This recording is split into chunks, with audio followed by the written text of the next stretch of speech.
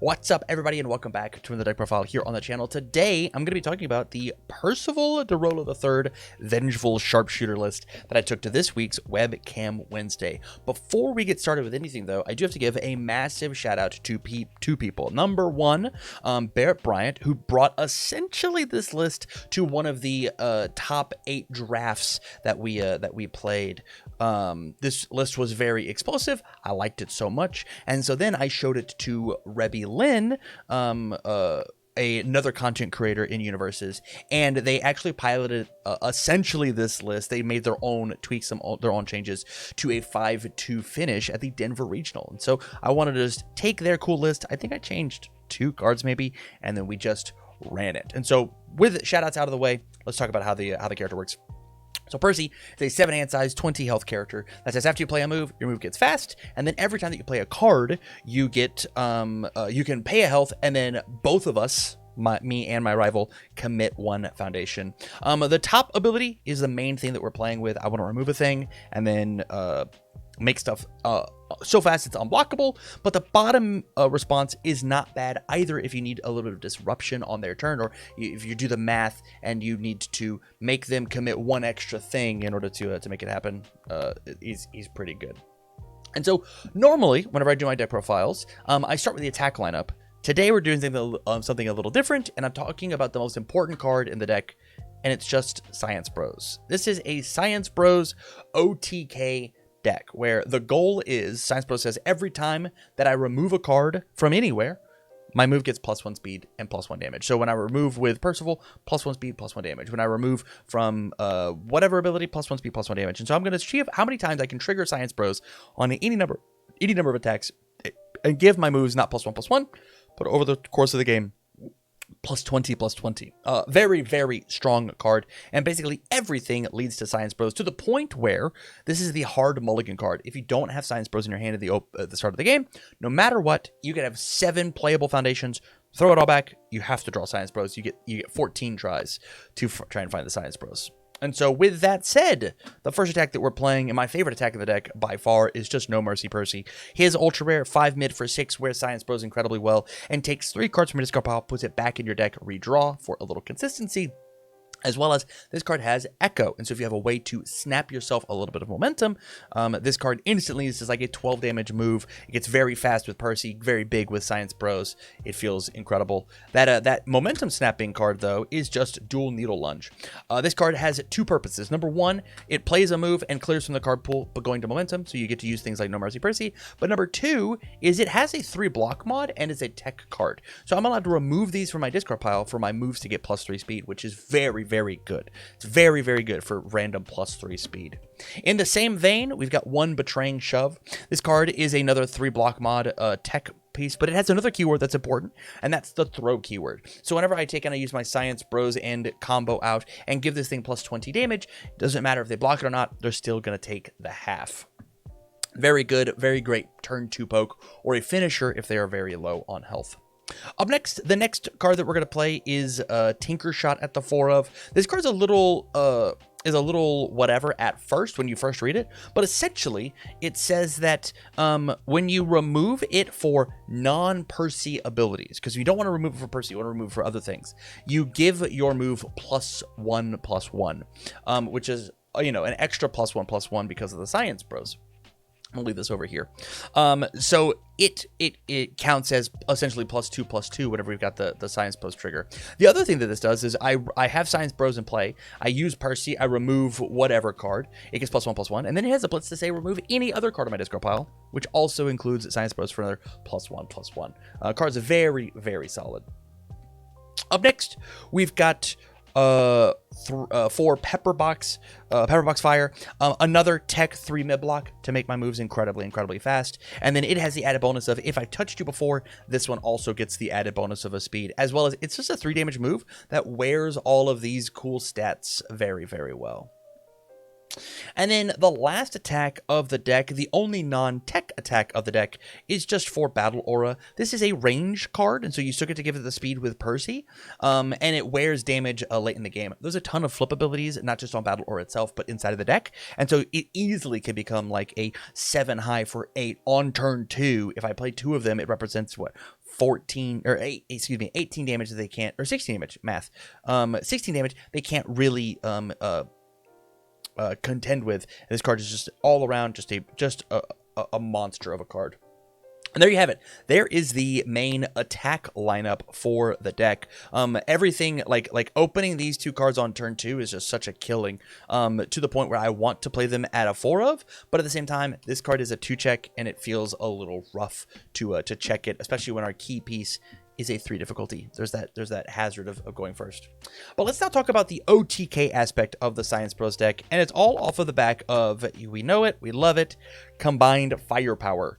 I will play this card after a card is removed, i.e. I play Percy. I'm allowed to play any number of these combined firepowers out of my discard pile. I mill 4 cards, and then whenever and I get extra stats, and the cards that I'm milling have extra abilities that say they remove themselves, which trigger more Science Bros, which make my moves even bigger and stronger. This card is just the key engine of the deck. We want to have as many of these in our discard pile as possible. Our first Bing Bong card is just avoiding danger. This card is a redraw for a little consistency, as well as after it hits the discard pile during the enhanced step, i.e. off of combined firepower, I get to remove it for +1/+1 on Science Bros, and then give it +2 damage. Last action we're playing, though, is Showdown. A little bit of action cancel. I think actions from hand are one of the easiest ways to disrupt what this deck is doing. I send a 30 for 30 and you run away it, or I send a 30 for 30 and then you play Barrier Shield and then block it. And so having some sort of mainboarded action hit is really important. If you're going to be playing this, I didn't have a sideboard for the main event for tonight. Absolutely, you should be playing more action hate inside of your sideboard, but this is a good start for the main board. The only asset we're playing in our deck is a singular copy of Knott's Flask. It essentially says whenever you try to turn to me back, I've got 23 health, not 20, which can be relevant. And it also says that I get to mill the top 3 cards of my deck to hopefully activate some of these Bing Bong cards to get my combined firepowers rolling. Even after I've used Percy, because sometimes I don't start my attacking turn with the combined powers in the discard pile. I'll play one, mill another. Well, that one's dead until I get a response off. From here, we're going to talk about all of the response remove cards. So once they hit the discard pile, such as Aaron's Trial, this says once it hits the discard pile during the enhanced step, I will remove it to make them commit a face-up ready foundation, and then Science Bros will give it +1/+1. So like hitting 3 of these says stun 3, +3/+3, maybe stun 1 more because I've used Percy. This card has a lot of control aspects. Also, the 1-minute block is pretty good. Up next, we've got 4 copies of Loss of Consciousness. Response after it hits the discard pile. Selectively seal the best foundation on my rival's board. +1/+1 with Science Bros. Very strong. If I could run 8 of this, I would. It's absolutely the best card of these Bing Bongs. And then my last if removed card is just I'm With You. We're playing 12 of them. Response remove. It gets +2 or -2 damage, and then Respawn Science Bros for an extra +1/+1. This card is how you can spike damage out of nowhere on an unblockable move. Sometimes I'll just mill 2 of these and respond for +4 damage here, +2 damage here. I just swung for an extra +6 off of the back of a combined firepower. It's very good. And so these 12 I feel are all you need. There are more of these response if once they fit the discard pile remove cards. I felt like I just didn't need them because I actually have other cards that support this game plan in the form of 4 copies of Tinker's Touch. Enhance, flip, remove 1 card from a discard pile. It does not have to be any specific card type. My ranged my tech or weapon attack gets EX2, powerful 3, or stun 1. Normally on turn 2, we don't have very much momentum, and so giving it stun is pretty good. But let's pretend that my line is I've got like a dual needle into a this is tech, right? Yeah, double checking. Yeah, into a betraying shove. I can go get momentum, play this, give it powerful 3, 6 more damage on top of all the combined firepower stuff. It feels very, very potent there. But it's here just to remove an additional card for more Science Bros procs, and then getting to respond with more combined firepowers. In the same way that Weapon at the Ready does. Enhance, commit, remove 3 cards out of my discard pile to stack a tech on top of my deck. This is the best piece to remove the Tinker Shot with, because imagine I will commit, remove 3 of these, respond, give it +3/+3, respond for another +1/+1, and then I will stack a 5 on top of my deck to then play my next move. It's very, very strong. There's also a little bit of selective drawing that happens here. Things like the battle release that we've already seen. So I can commit this, go and stack myself, and grab a tech attack, and then draw it, flip this thing to draw it off of the battle aura. Very cool heads up play that you can do there as well. From here, we've got the classic death stuff. We've got double Immortal Shapeshifter. After a foundation is destroyed, make a check to potentially gain health. That's more cards going into the discard pile to try and hit the Bing Bong, as well as sometimes we have to build the Bing Bong cards instead of just having them magically go into the discard pile, and this lets us destroy them. Up next, we've got double Don't Do This. Same idea as the Immortal Shapeshifter. Sometimes on the turn that we're going in, we get stuck with these removal cards in our hand, and so being able to discard one for an extra stun is very good. Like imagine discarding Aaron's Trial with Don't Do This. Aaron's Trial commits one, respond +1/+1 to Science Bros, and then we have the stun one off of the Don't Do This. It's very good.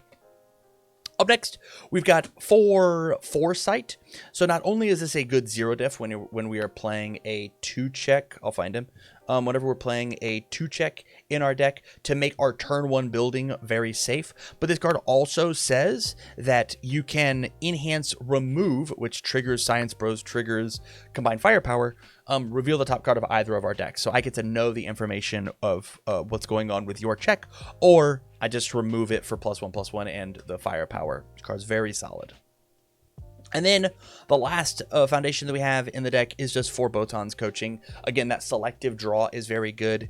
It is a combination of like the Battle Aura release as well as the Don't Do This to get the pieces out of hand. I can discard any of these if removed cards that I have drawn, or if discarded cards, and feel great about the redraw afterwards. And there it is. There is the Percival to Rolo Vengeful Sharpshooter list. This deck is incredibly aggressive, but if you're the biggest downside, the biggest downfall is if my rival has any sort of real interaction happening, they just get to put me in my place. The actions really hurt, the resets really hurt, and so you have to make sure that you are still using your brain to fight around those ideas. But if your rival's just not playing those cards, this deck really is a walk in the park. So with that said, thank you much for watching this video. Make sure you check out the run that I did for Webcam Wednesday on the Percy deck, and as always, I wish you well.